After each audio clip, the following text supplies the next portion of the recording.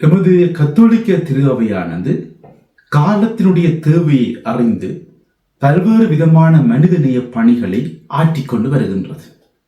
இந்த மனிதநேய பணிகள் என்று சொல்லுகின்ற போது கல்வி பணி, மருத்துவ பணி, கைவிடப்பட்டவர்களை, முதியவர்களை, சிறுவர்களை பராமரிக்கின்ற பணி, உளவியல் ஆற்றுப்படுத்தல் பணி, போதை வஸ்துக்கு மது போதைக்கு அடிமையானவர்களுக்கான புனர்வாழ்வு பணி என்று நாங்கள் பலதை குறிப்பிட முடியும். அத்தோடு அநீதியை கண்டித்து உண்மையை, நீதியை, அமைதியை நிலைநாட்டுவதற்காக தொடர்ந்தும் குரல் கொடுத்து கொண்டு வருகின்றது.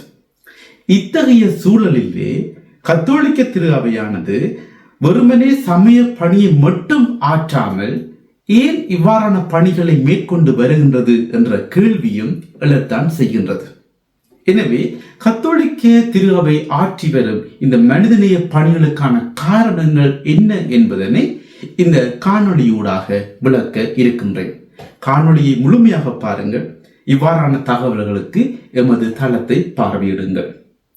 டேயுஸ் கரித்தாஸ் எஸ்ட், அதாவது கடவுள் அன்பாய் இருக்கின்றார் என்னும் சுற்றுமடலின் ஊடாக திருத்தந்தை 16ஆம் பெனடிக்ட் திரு அவை ஆற்றி வரும் இந்த பணிகளுக்கான காரணம் அவர்கள் கொண்டிருக்கின்ற இறை நம்பிக்கையே என்று கூறி, அவை அனைத்தும், இந்த பணிகள் அனைத்தும் இந்த இறை நம்பிக்கையினுடைய கனிகள் என்று குறிப்பிடுகின்றார்.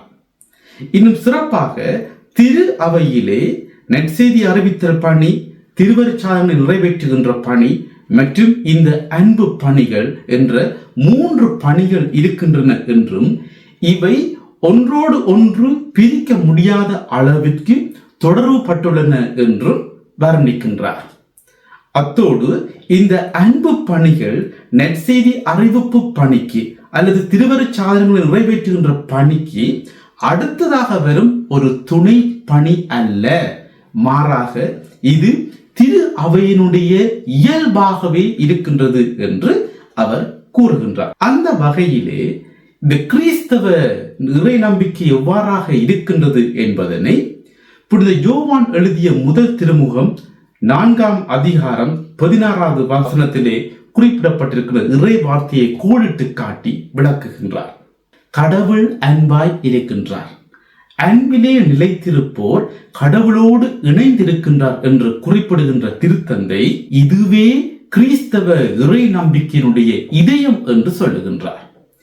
இங்கே 3 விடயங்களை நாங்கள் பார்க்க முடியும். முதலாவது, கடவுள் அன்பாய் இருக்கின்றார்.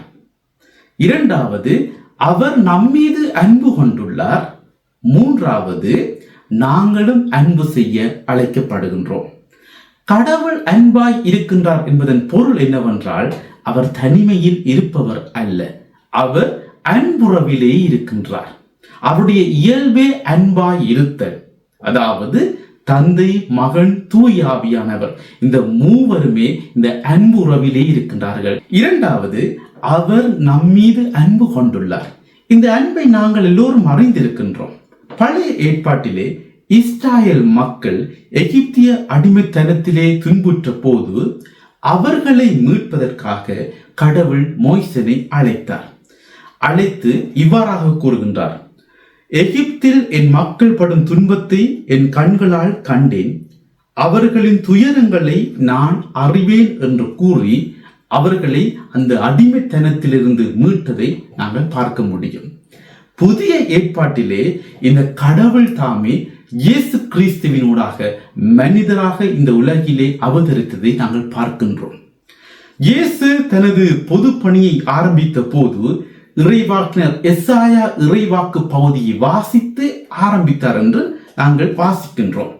அந்த இறைவாக்கு பகுதியானது, ஆண்டவருடைய ஆவி என்மேல் உள்ளது, ஏனெனில் அவர் எனக்கு அருள் பொழிவு செய்துள்ளார், ஏழைகளுக்கு நற்செய்தியை அறிவிக்கவும், சிறைப்பட்டோர் விடுதலை அடைவர், பார்வையற்றோர் பார்வை பெறுவர் என முழக்கமிடவும், ஒடுக்கப்பட்டோரை விடுதலை செய்து அனுப்பவும், ஆண்டவர் அருள் தரும் ஆண்டினை முழக்கமிட்டு அறிவிக்கவும் அவர் என்னை அனுப்பியுள்ளார் என்று அவர் கூறுகின்றார். இயேசு இந்த உலகிலே வாழ்ந்த போது நற்செய்தியை மட்டும் அறிவித்ததோடு நின்று விடாமல் அவர் நோயாளிகளை குணப்படுத்தினார், பசித்தோருக்கு உணவளித்தார், இறந்தோரை உயிர்ப்பித்தார். இன்னும் சமூகத்திலே புரியோடி கிடந்த அநீதிகளை கண்டித்தார். இறுதியாக மனிதர் எல்லோரையும் பாவத்திலிருந்து மீட்பதற்காக தன்னையே பலியாக ஒப்பு கொடுத்தார் என்று நாங்கள் அறிந்திருக்கின்றோம், நாங்கள் நம்புகின்றோம். மூன்றாவது இங்க விடயம் என்னவென்றால், நாங்களும் அன்பு செய்ய அழைக்கப்படுகின்றோம். கடவுளை நாங்கள் யாருமே கண்டதில்லை, ஆனால் நாங்கள் அயலவரை அன்பு செய்வதன் ஊடாக ஆண்டவரை கடவுளை நாங்கள் அன்பு செய்ய முடியும் என்று இந்த திருவிவிலியத்தின் அடிப்படையிலே நாங்கள் பார்க்க முடியும். மாற்கு நற்செய்தியிலே இயேசு 2 கட்டளைகளை எங்களுக்கு தருவதை நாங்கள் பார்க்க முடியும். இஸ்ராயேலே கேள், உன் முழு இதயத்தோடும் முழு உள்ளத்தோடும் முழு மனத்தோடும் முழு ஆற்றலோடும் உன் ஆண்டவராகிய கடவுளிடம் அன்பு கூர்வாயாக என்பது முதன்மையான கட்டளை. உன் மீது அன்பு கூர்வது போல் உனக்கு அடுத்திருப்பவர் மீதும் அன்பு கூர்வாயாக என்பது 2வது கட்டளை. இவற்றை விட மேலான கட்டளை வேறு எதுவும் இல்லை என்று கூறுகின்றார்.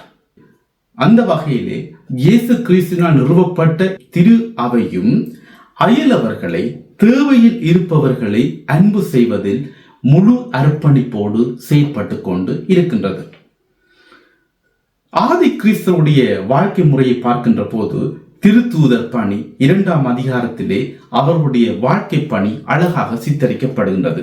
நம்பிக்கை கொண்டோர் அனைவரும் ஒன்றாய் இருந்தனர், எல்லா உடைமைகளையும் பொதுவாய் வைத்திருந்தனர், அங்கே தேவையில் இருப்பவர் என்று யாருமே இருக்கவில்லை என்று நாங்கள் வாசிக்கின்றோம். அதே போல 6ஆம் அதிகாரத்தை நாங்கள் பார்க்கின்ற போது அங்கே ஒரு பிரச்சனை எழுவதை பார்க்கின்றோம். அதாவது கிரேக்க மொழி பேசுகின்ற கைம்பெண்கள் ஒழுங்காக பந்தியிலே கவனிக்கப்படவில்லை என்று சொன்ன போது உடனடியாக 7 திருத்தொண்டர்கள் நியமிக்கப்படுகின்றார்கள். கத்தோலிக்க திரு அவையினுடைய 1வது மறை சாட்சியான புனித ஸ்தேவான் இந்த திருத்தொண்டர்களில் ஒருவராக இருக்கின்றார். இதன் பின்பு திரு அவையினுடைய தந்தையுடைய காலத்தில் அல்லது துறவர சபைகள் ஆரம்பிக்கப்பட்ட போதும் இன்னும் இப்பொழுதும் இந்த கத்தோலிக்க திரு அவையானது இவ்வாறான அன்பு பணிகளை முன்னெடுத்துக் கொண்டு வருகின்றது. இவ்வாறான பணிகள் ஒரு சமுதாயத்திலே, நாட்டிலே பாரிய மறுமலர்ச்சியை ஏற்படுத்தி இருப்பதையும் எங்களுடைய வரலாறுகளில் நாங்கள் காணக்கூடியதாக இருக்கின்றது. இந்த கத்தோலிக்க திரு அவை இவ்வாறாக ஆற்றி வரும் மனிதாபிமான மனிதநேய பணிகளினுடைய தனித்துவம் என்னவென்றால், இது கடவுளை சந்தித்த அனுபவத்தில் இருந்து வருகின்றன. அதாவது இது வெறுமனே ஒரு உணர்வு அல்ல, மனிதாபிமான உதவி அல்ல, பொருட்களை மட்டும் தருவதோடு நின்று விடாமல் அவர்களை மனித மகத்துவத்தோடு மாண்போடு அணுகுகின்றது.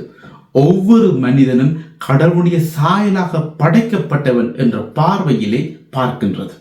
அதனால் எந்த விதமான வேறுபாடு, இன மத பேத வேறுபாடுமின்றி எல்லா மக்களையும் அரவணைக்கின்றது என்று நாங்கள் கூற முடியும்.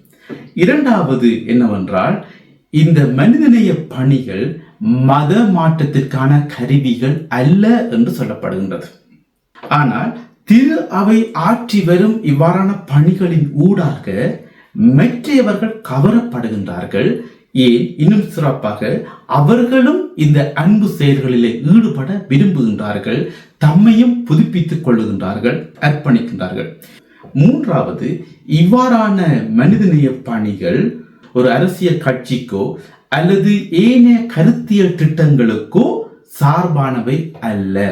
எனவே ஒட்டு மொத்தத்தில் பார்க்கின்ற போது இது கடவுளுடைய அன்பிலே இருந்து வருகின்ற ஒரு கட்டளையாக, விசுவாசத்தினுடைய வெளிப்படையாக, கனியாக இந்த திரு அவையினுடைய பணிகள் இருக்கின்றன.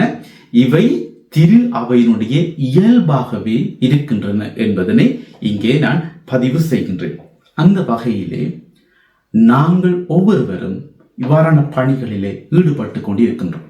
எங்களுடைய பங்குகளில், எங்களுடைய மறை மாவட்டங்களில் இருக்கின்ற பக்தி சபைகள் ஊடாக, நிறுவனங்கள் ஊடாக நாங்களும் இந்த மனிதநேய பணிகளில் ஈடுபட்டு கொண்டிருக்கின்றோம். இன்னும் நாங்கள் செய்கின்ற எங்களுடைய வேலைகள் ஊடாக இந்த பணிகளில் நாங்கள் ஈடுபடுகின்றோம். நான் ஒரு ஆசிரியராக இருக்கலாம், அல்லது நான் ஒரு விவசாயியாக இருக்கலாம், நான் ஒரு வியாபாரியாக இருக்கலாம், நான் ஒரு மருத்துவராக இருக்கலாம். நாங்கள் எல்லோரும் மக்களை அணுகுகின்ற போது அவர்களை இயேசுவினுடைய பார்வையில, கடவுளுடைய சாயலாக படைக்கப்பட்டவர்கள் என்ற பார்வையில நாங்களும் அவர்களை அணுக நாங்கள் அழைக்கப்படுகின்றோம். இவ்வாறாக நாங்கள் செய்கின்ற போது நாங்களும் அன்பிலே நிலைத்திருக்கின்றோம். அன்பிலே நிலைத்திருக்கின்ற போது நாங்கள் கடவுளோடு இணைந்திருக்கின்றோம். கடவுளும் எங்களுடைய உள்ளங்களில, எங்களுடைய இல்லங்களில குடி கொள்ளுகின்றார். ஆண்டவன் இயேசுவினுடைய அருளும் ஆசீரும் உங்களோடு என்றும் நிறைவாக இருப்பதாக.